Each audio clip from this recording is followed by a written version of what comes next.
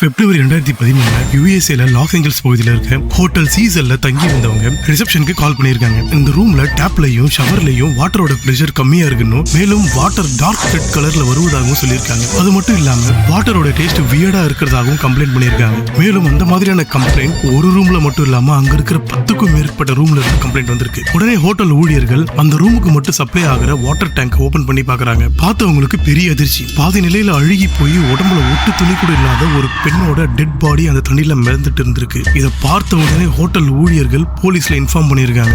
இதை இன்வெஸ்டிகேஷன் பண்ண போலீஸ்க்கு குழப்பமான ஹோட்டல் சிசிடிவி ஃபுட்டேஜ் கிடைச்சிருக்கு. இந்த சிசிடிவி ஃபுட்டேஜ்ல தான் எலிசா லாம் கடைசியா உயிரோட இருந்திருக்காங்க. மேலும் இந்த அமானுஷ்யமான சிசிடிவி ஃபுட்டேஜ்ல யாருக்கிட்ட எலிசா லாம் பேசிட்டு இருக்காங்க என்பது பற்றியும், எப்படி எலிசா லாம் 8 அடி உயரத்துல இருந்த வாட்டர் டேங்க் மேல ஏறி 30 கிலோ வெயிட் இருக்க டேங்க் முடிய தனியா தூக்கி உள்ள குதிச்சு இறந்திருப்பாங்க என்பதை பற்றியும், ஒட்டுமொத்த அமெரிக்காவையும் அதிர வச்ச மிஸ்ட்ரி டெத் ஆஃப் எலிசா லாம் பத்தி இந்த வீடியோல பார்க்கலாம். யூடியூப் ஒரு விஷயம் என்கிட்ட போட்டு கொடுத்துருக்கு. 99% மேல வீடியோஸை சப்ஸ்கிரைப் பண்ணாம பாக்குறீங்க. நீங்க பண்ற சப்ஸ்கிரைப் தான் அடுத்தடுத்து நான் வீடியோ பண்றதுக்கு எனக்கு மோட்டிவேஷனா இருக்கும். ஸோ மறக்காம சப்ஸ்கிரைப் பண்ணிடுங்க. நீங்க பார்த்துட்டு இருக்கிறது முகீஸ் ட்விஸ்ட். நான் உங்கள் முகில்ராஜ். வாங்க வீடியோக்குள்ள போலாம்.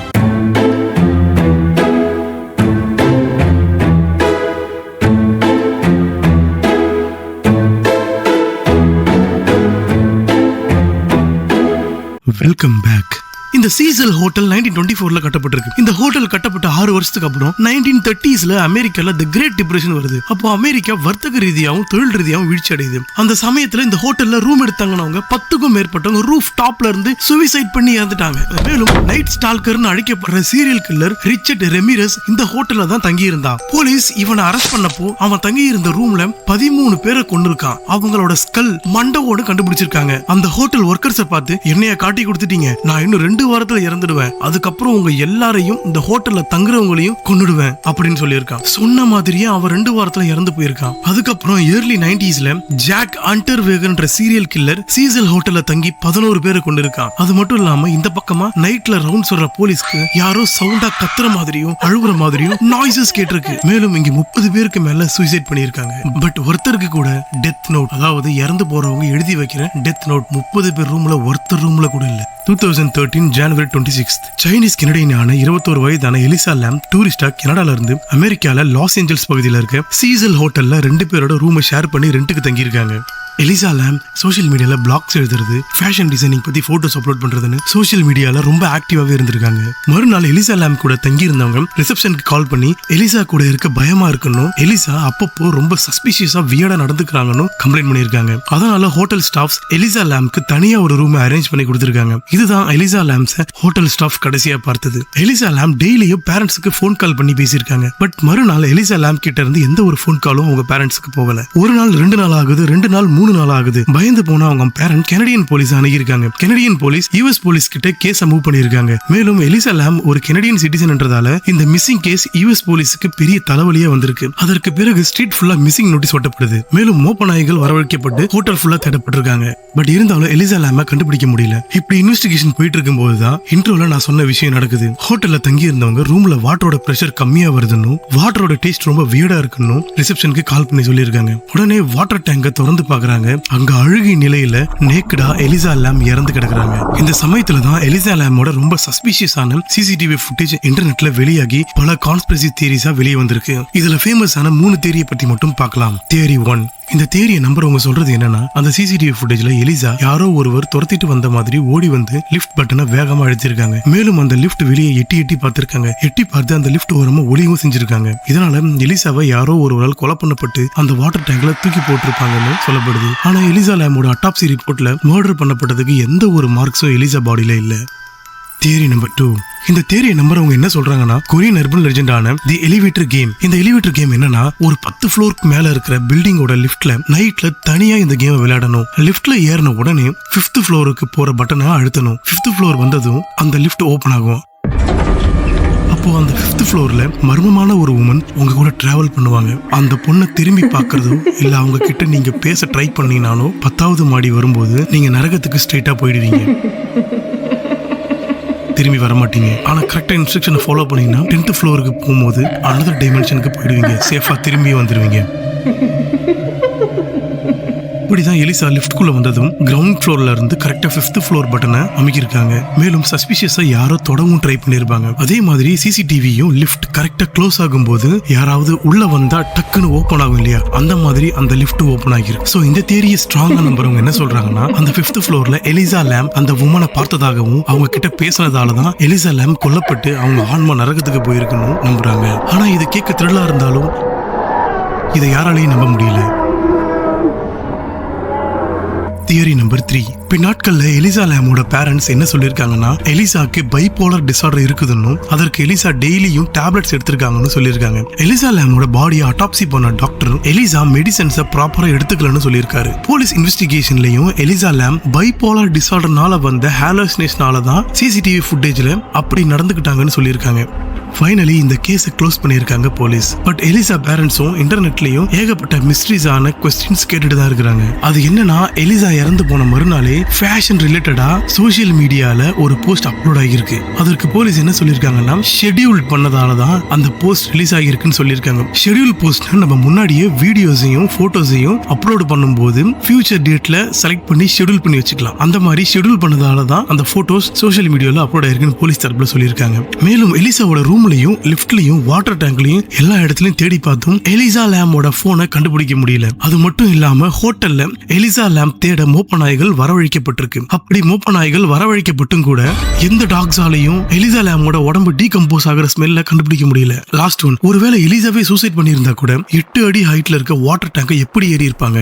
30 கிலோ வெயிட் இருக்கிற வாட்டர் டேங்கோட மூடியம் தனியா கழட்டி எப்படி உள்ள குதிச்சிருப்பாங்க? அப்படியே உள்ள குதிச்சிருந்தா கூட திருப்பி எப்படி அவங்களே அதை மூடி இருப்பாங்க? மேலும் அந்த வாட்டர் டேங்க் உள்ள எல்லா ட்ரெஸ்ஸையும் கட்டி ஏன் அவங்க நேக்கடா இருந்தாங்க? இப்படி மிஸ்டீரியஸான கொஸ்டின் எலிசா லாம் கேஸ்ல இன்னும் கேட்கப்பட்டுட்டு தான் இருக்கு. இந்த எலிசா லாம் கேஸை பத்தி நீங்க என்ன நினைக்கிறீங்கன்றத கமெண்ட்ல சொல்லுங்க.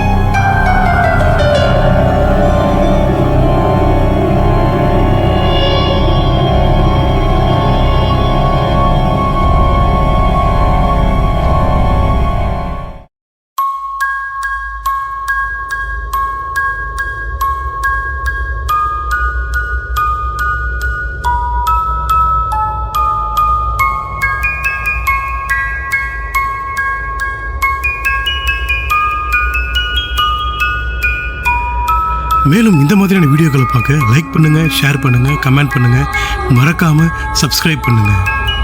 பாய்.